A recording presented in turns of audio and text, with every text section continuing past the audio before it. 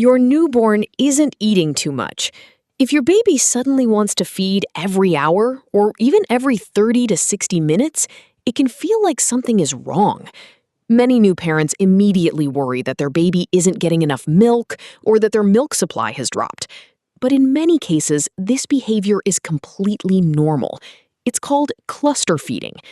Cluster feeding is when a baby wants to feed much more frequently over a short period of time. Instead of eating every 2 or 3 hours, they may ask to nurse again just minutes after finishing a feed. This often happens during growth spurts, when babies need extra energy and are also helping your body adjust milk production to meet their changing needs. One of the most common times for cluster feeding is during the evening.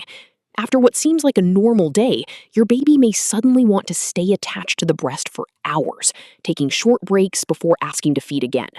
It can be exhausting, but it's a very common pattern, especially during the first few weeks of life.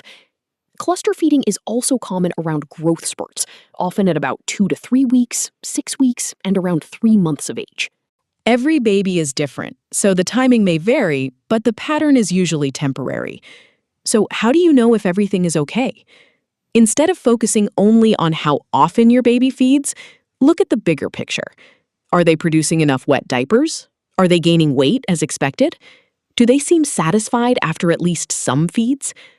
If the answer is yes, and your pediatrician has no concerns, frequent feeding is usually just part of healthy development.